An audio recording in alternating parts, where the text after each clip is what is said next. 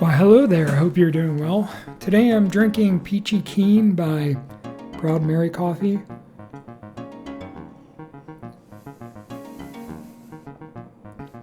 Definitely has a bit of stone fruit taste to it.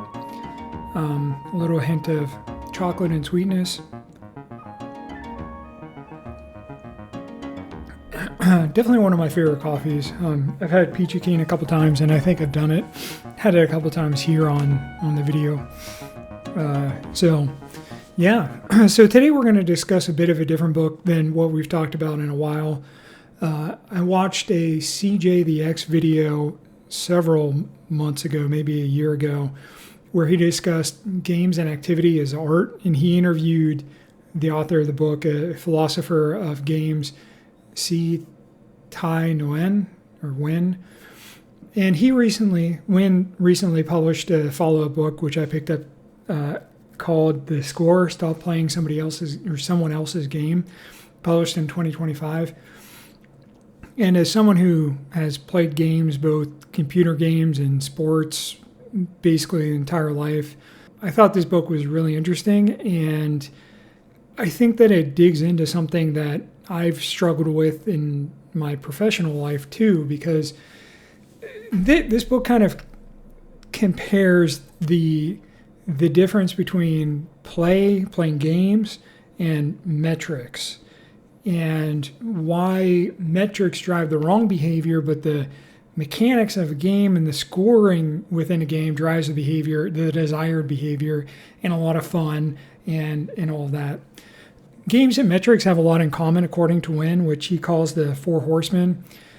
He explains them over the course of the book, kind of handing them out one at a time. He describes them as mechanical rules, which are like the specific ways you have to do something. Scale, which is a way for things to be managed at a larger and larger scale. Replaceable parts, and control. These are all really obvious what they mean in metrics, I think. Either way, we'll kind of go through them one by one. Mechanical rules are clearly defined ways that the world should work. And in games, they define the space of play. So, if you're playing soccer, you have the out of bounds area, you have the 18, you have the 6, and each one of those have specific rules of what can happen within those areas. And within games like Monopoly, you have two die that you roll, and you have chance and all the different rules and what happens if you land on something. In metrics, mechanical rules define how you have to do work. And in a lot of ways, you can think of this as like standard operating procedures. So if you've worked in a factory, or you've worked at any place that has a standard process for doing something, you've used a standard operating procedure, and those are the rules of how you're expected to work. And because of that, you can standardize that, and you can measure individual pieces of that work and try and drive improvement. Whether that makes it a more human type of work or a more less human type of work, that's always up for debate. That's always something that we can strive to improve, whichever way the organization decides that they think they should improve it. Typically, SOPs are put in place for things like, if you get your car oil changed, having a standard operating procedure for the checklist. That's like the 111-point checklist that Jiffy Lube has, that they go through every time that you come in and get your oil changed. There's a lot of benefit to that, because you as the owner, you don't have to worry about it, because all these things are being checked. Things that you didn't even know you needed to check, but they're doing it as part of their process, and they can continually try and improve the way that they work, or it reduces training burden whenever they bring a new person on. So there's benefits within the organization for doing that. Scale is a way to standardize metrics to be calculated so they can be shared across context and easily understood without digging into nuance. Scale is how a single life loss can feel more meaningful than thousands or millions lost during COVID. Or how good and petty are driving such outrage when we have years of statistics, and I'm talking about with ICE, when we have years of statistics highlighting police violence against Black Americans with thousands of murders a year. And I think Wynn is a little bit too gracious with this, because whenever I've gone to meetings with executives, they often don't understand any of the metrics that they're being put in front of them. They don't understand specific common to read charts.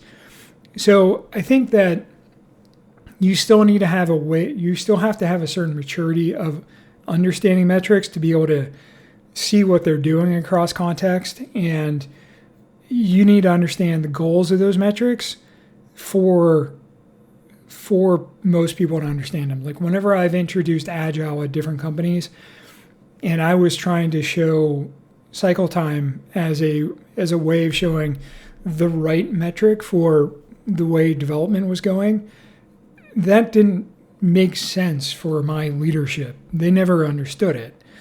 They just cared about features getting out and delivering on a certain timeline, which technically you can't deliver on a timeline without understanding your cycle time, because that's how long from you start development to it being delivered. On average, that is how long it's going to take for something to happen. And if you don't understand that relationship, you're never going to be able to really understand why just creating a Gantt chart with all these things is meaningless, because you're never going to meet that. But in games, scale, or understanding the rules or the way that things happen, like in Risk, where you have defenders and attackers, and you know how the dice always are going to work, and you can kind of figure out on average who is going to win or lose. You can figure out your odds for attacking a specific country, or you can make decisions around how you should try to defend certain countries, like in that Ukraine, which is weak because it's surrounded by 6, which there's 6 other countries, which there's a number of other countries that are also surrounded by the same number. It's not an outlier. It's just something that was funny for Seinfeld. But it can help you come up with strategies within the state of play and make decisions around that. And same with the ways that Monopoly the money is cost in that, charges based off of the different where they are on the board and things like that. Replaceable parts is the next one, and I think this builds on the rules or standards. If you have an SOP, then the people doing the work are standard operating procedure.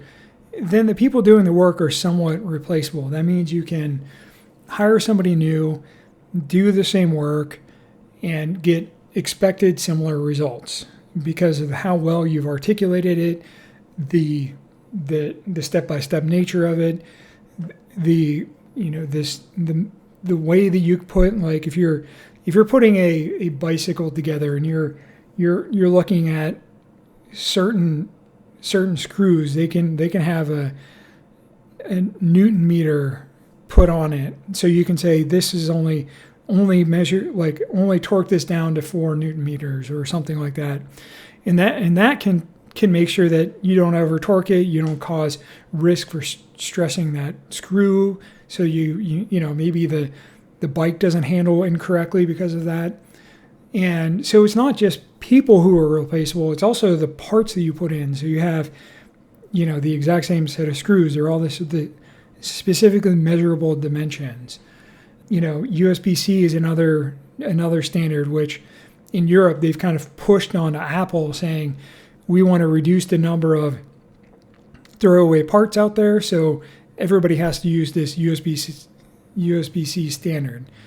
And while technically you can do this in games, in a lot of ways you're never going to have the same dynamic. There's always a interpersonal chemistry that happens, like within a D&D group or within a team, where you change out one person and the whole group dynamic changes. and the whole game becomes different, even if you're doing the same thing, even if you're trying to follow the exact same standard operating procedure within the game. You know, if you have one person who's really dynamic and fast and can get in and cut around people, that can change the way the rest of the team operates on a specific play. But if you have someone who is like able to run forever and they're able to go up and down, up and down, up and down, but they're not dynamic, that can change the way the defense plays, because you always know you're going to have this person coming back and supporting on defense right away. They may not be pushing offensively, like driving the offense, but they may be there supporting and playing cleanup and pushing things back in for your more dynamic players. So, you know, you can be doing the same things, but the outcomes are going to be dramatically different. And that is not the same as within metrics. That's where games allow for flexibility and more fun. And the people playing the game are part of this base of play. In Control, this is really the harshest part of metrics. This is what people hate.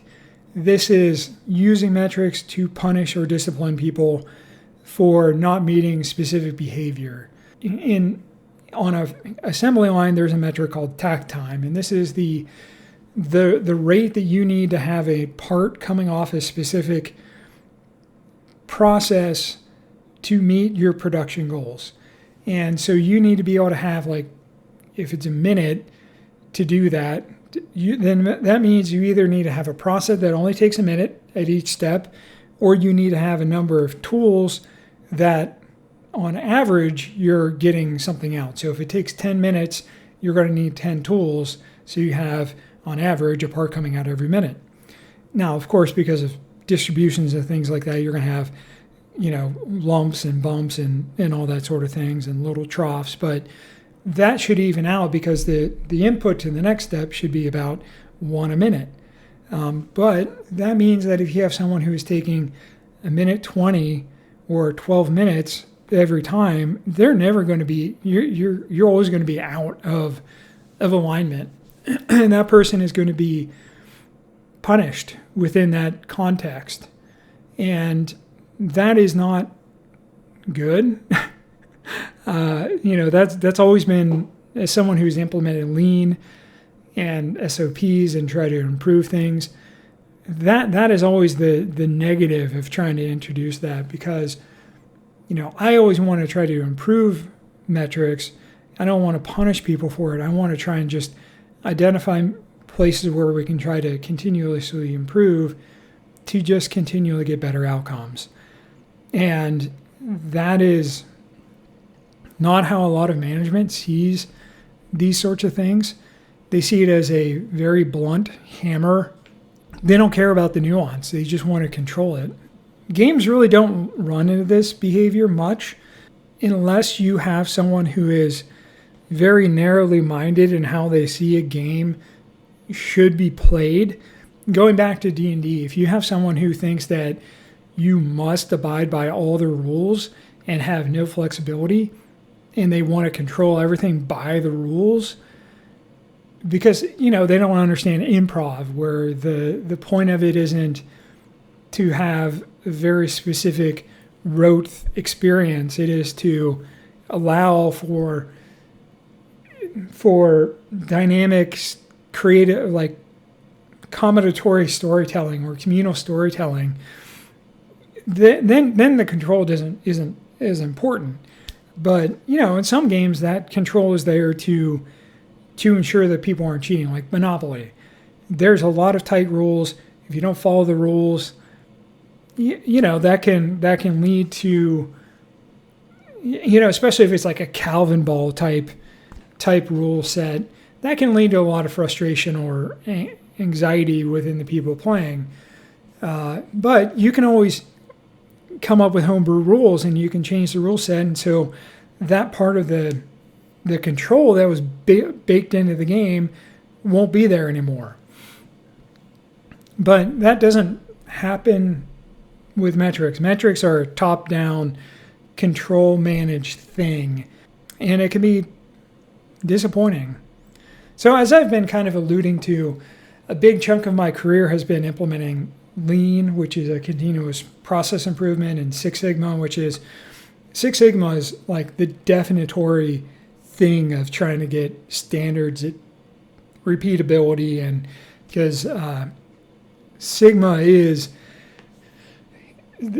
a measure of drift and like repeatability of something. And Six Sigma is basically a deviation, like in terms of the standard deviation, and so 6 of those means you're trying to go out to 6 standard deviations, which is basically 99.9995% certainty that it's going to fall into this window.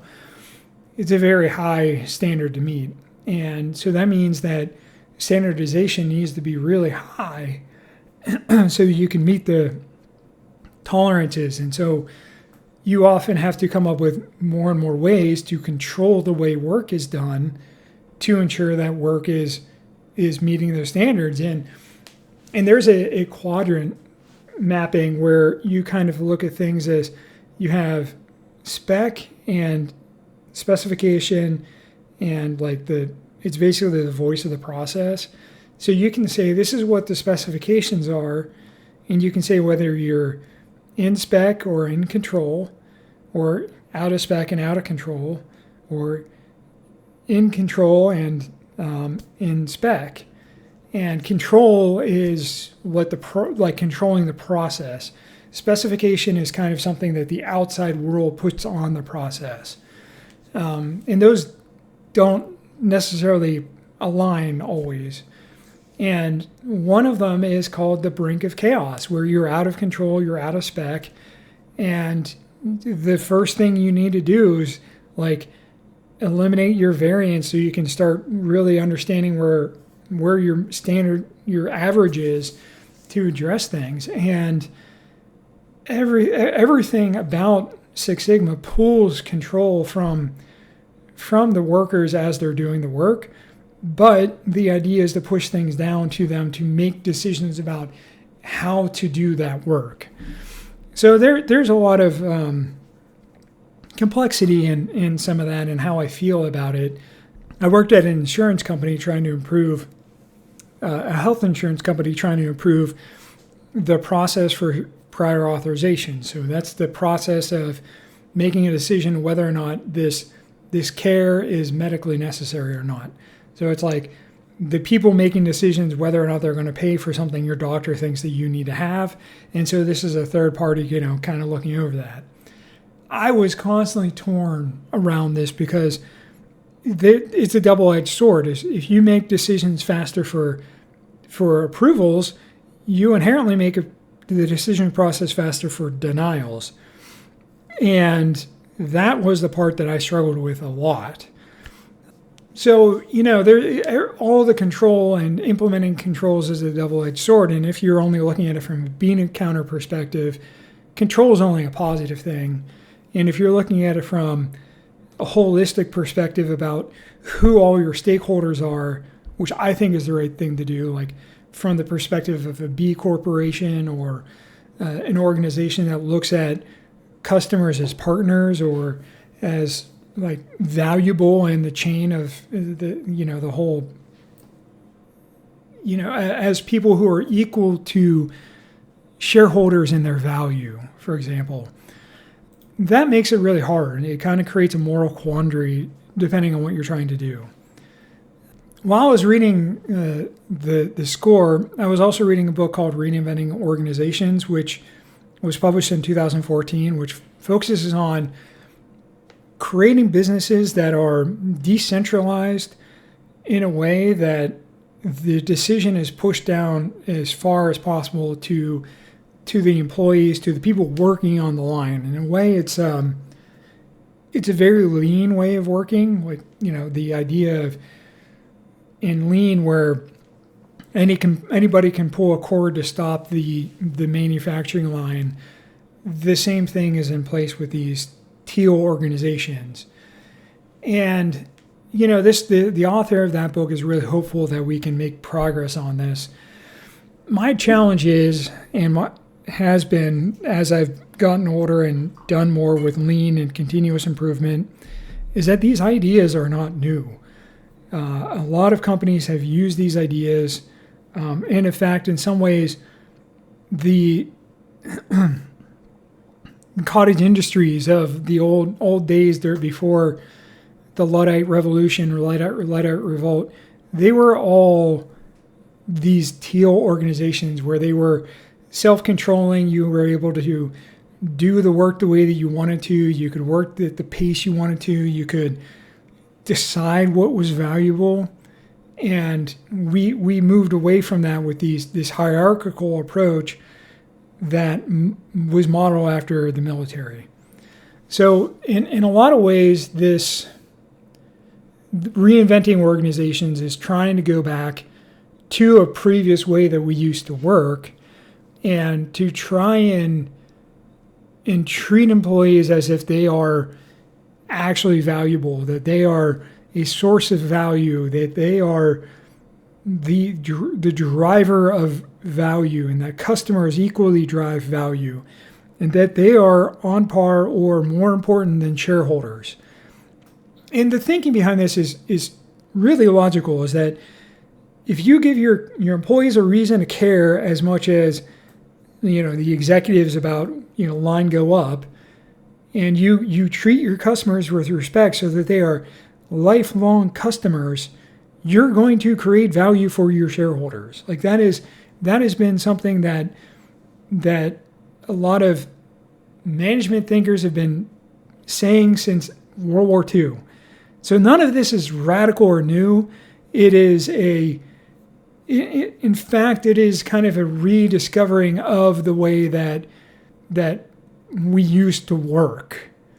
There's a reason why people used to have these jobs where they were working for 50 years. They only worked for one company. They got, the Rolex when they retired, and they had a pension and all that. And then in the 80s, all of that changed because of changes in laws that were started during the Carter years, and then Reagan kind of pushed, and then Jack Welch really financialized everything. And that kind of we've seen continual crisis after crisis because of this, from the Enron, the dot-com crash, the '08 crash, the COVID crash. It's just been crash after crash after crash. The over the course of my life, there has not been a period of long-term financial stability in this country, and it has come down to shareholder value being what everybody's optimizing for, instead of caring for all these things in equal levels. Wynne didn't really talk about any of these different types of organizations or philosophies that buck the trend of central command and control for organizations. I mean, I'm not really surprised, though. MBA courses that's what they teach. That's what public health degrees teach. Everything needs to be centralized and driven from, the government down, or needs to be driven from, the Senate, like the CEO down. So, in my current role, which I've been promoted up pretty far, I've been really working to push decision-making down to the engineers and letting them make the decisions. And whenever I have to make a decision, it's usually because there's a disagreement between the team. And I don't always make the right decision. I make a lot of wrong decisions. And that's okay, because the point of the way of doing agile development is to say, okay, that wasn't the right thing. We tried it. We thought it would work. It didn't work. So we're going to move on to this other approach, this next thing that we're going to do. And for metrics, I don't actually look at it from an individual level. I look at everything from the team level, and that is, are we cutting releases on a regular cadence? Are we having builds come out at a regular time, taking the same amount of time? Is our team cycle time staying consistent, getting longer, getting shorter? and I don't focus on any one pull request, whether it had to go through 15 cycles of code review or testing or whatever. I mean, the outcome of that shows up in the metrics because more things got stuck in test, more things took longer to get through. It's all visible, but I'm not going to beat up that developer for that because I don't know how hard that thing was to do. And chances are it was a hard fucking thing to do. Like, so I, from the work perspective, I know I'm going to continually push this sort of thinking. I'm actually in pretty regular discussion with my boss about these things, and we've butted heads on this. I called him out. I was like, this is a very top-down hierarchical organization. Is that what we want? And I think that's good. And this book and Reinventing Organizations kind of helped me think about that. And I think that some of this kind of comes down to two different ways of thinking about both work and games. And Wynn breaks these down into strivers and achievers. And strivers are all about the process and continually getting better at the game rather than just winning. And I think I generally fall into this category. I honestly don't finish a lot of games. I have fun playing the games. I think there is a lot, to some extent, where I hit a wall with this in terms of like Dark Souls, where there's a certain level of striving that is unenjoyable to me, that is beyond what I consider the sweet spot. But I know that there's a lot of people who find Dark Souls the sweet spot for this sort of thing.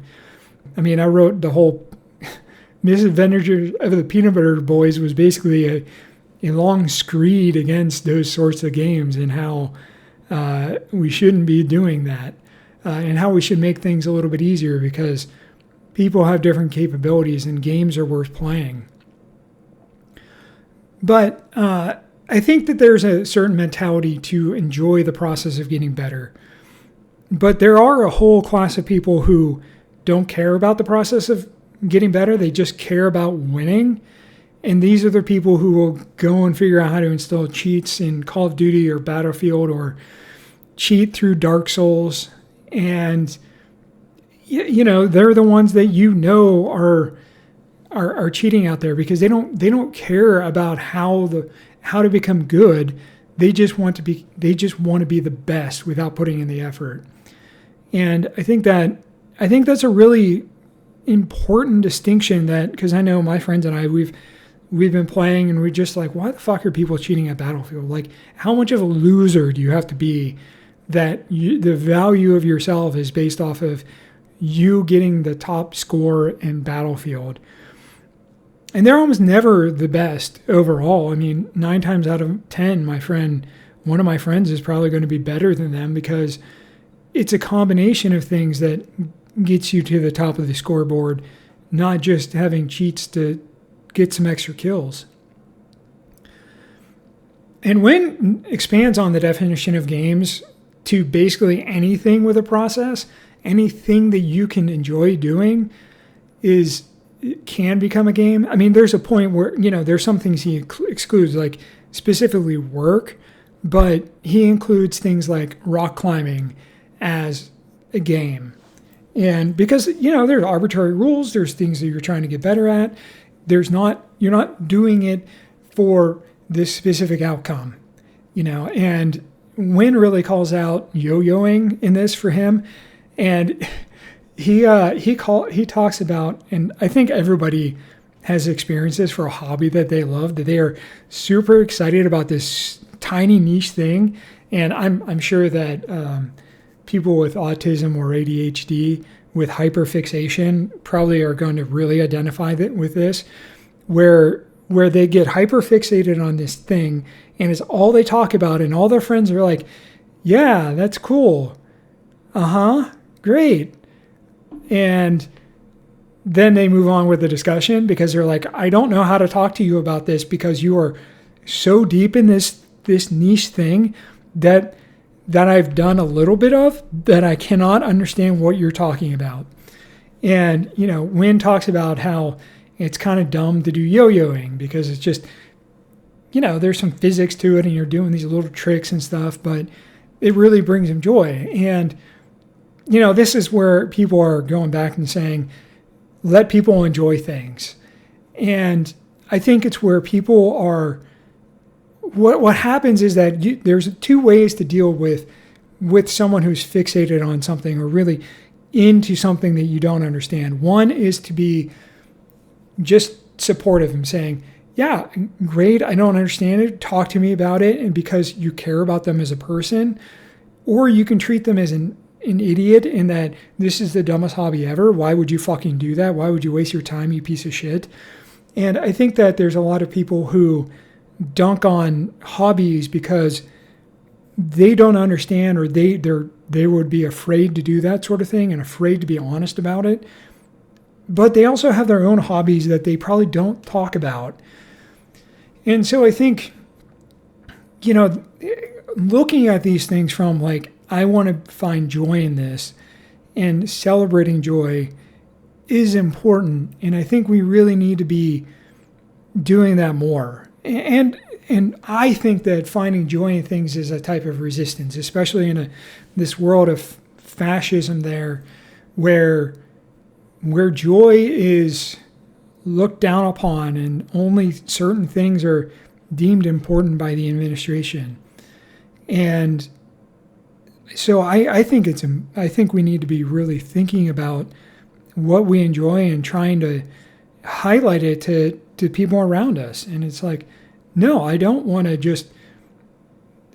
those people to leave because they're bringing joy in their own way to this world. So this book has kind of helped me take a step back and think about how I look at video games and the whole hobbies that I do. I never really considered myself a striving gamer before because I would really get frustrated, but I've been working on kind of my mentality around this and just kind of like relaxing into things whenever things don't go well. It's like, okay, I can either be pissed off at Battlefield because I couldn't see that person because I'm partially colorblind, or just take a breath and say, all right, whatever, I died. It's not a big deal. I'm going to try and play the game the way that I think I'm best at it, which is capturing points and rezzing people. And yeah, I'm going to die a lot and I'm not going to kill a lot of people. That's okay. That's where my strengths are. And there are some really sweaty people out there. There are, people who play for hundreds of hours, and I'm a 43-year-old man who is playing in his spare time and has other hobbies that he likes to do too. I've played some of the most challenging games ever made, and I've had a lot of fun doing them, but I reach a certain point where I get fatigued and that I don't want to keep bashing my head against that, so I just move on to something else. Like, I've played most of the Dark Souls game, and my wife has heard me yelling in frustration. I've played Hollow Knight, and I've recently started playing Silksong. And with Silksong, I've noticed this kind of better energy around dying, and this like, okay, this is what I did, this is how I did well. I don't get this anxiety whenever I feel like I'm getting close to beating the boss the way that I did before. I'm able to stay more relaxed and make more progress. And I think that's really healthy. It's been really good. And Wynn's book kind of helped me think about that. I think this approach has helped me with some other stress around trying new things, because I've been anxious about starting new things. It's like, I'm going to fail. I want to be good at things. There are certain things that I've picked up and been good at right away. I'm a smart person and I don't like feeling dumb. So there's that ego portion that I need to try and set aside and just say, look, have fun sucking for a while. And, don't worry about the numbers associated with this thing. Don't worry about how many pages you've read or how many books you've read or how many words you've written or how many people have viewed your videos. That doesn't matter. I'm trying to do this because I'm enjoying the reading and thinking about the books, And that's bringing me a lot more joy and pleasure than number go up for number of views. Would I like more people to look at it? Sure, that'd be great. But I'm not going to set my life value on having the difference between having 50 people look at a video or 10 people look at a video. I'm learning new skills. I mean, I'm not really doing as much as I could with that probably, but I plan on trying to do more of that whenever I get back to actually using, my other setup where I have a camera and things like that, and trying to do more of that. I just don't want to do that right now with this kind of setup with a webcam. Overall, this book really had me step back and take a look about what matters. How should I be spending my time doing things? What is worth doing? Are the things that matter on this platform things that matter to me? Should I drive myself insane thinking about how many words I've written or how many pages? Like I've said before, I've been thinking about that as I've been trying to do a better job tracking the books I've been reading. Not so much to hit a number, but so I can talk about them at the end of the year. I read like 75 books and I talked about a good chunk of them, but I didn't talk about all of them. I hope that you're able to take something from this book. I hope you read it, relax and try to enjoy the process. I'm actively working on that with Battlefield. I play the game because my friends play it, not because I like playing it. Like I said, my issue is partial color blindness or the bland colors of the game or whatever. So I'm just trying to get myself in a mindset where it doesn't matter and I can just improve and focus on what I can do well. I really think this book is something, if you enjoy games, you should check out. From a philosophy perspective, it is a incredibly accessible book. I mean, he repeats the same idea throughout the book. He doesn't use like extremely complicated or esoteric words. He keeps it simple so that anybody can understand it. I mean, this is by far the most accessible philosophy book I've ever read. I highly recommend it. He is an amusing writer. He has a good sense of humor. He is self-deprecating, and he mocks his own profession, which I think is healthy for someone who's coming into this and saying, I want to read more about games and how to enjoy them more, and to see if this guy's right. I mean, like, gamers have a good understanding of games, and this guy is one of us. And I think it's really interesting to see what someone thinks about the philosophy of what we're doing as a hobby. So let me know what you think. Have you read this? Do you think that you can apply this sort of thing to changing how work is done or changes the institutions? Or the four horsemen of modernity that I talked about, the rule, scale, replaceable parts, and control, are they as bad as they are, as we think they are in work? Let me know below. Is there another book like this that I should read? Is there another sort of philosophy book that you want me to check out? I really appreciate you coming by and spending some time with me. And I hope this video brought you some joy. And thank you so much for watching, and have a good one.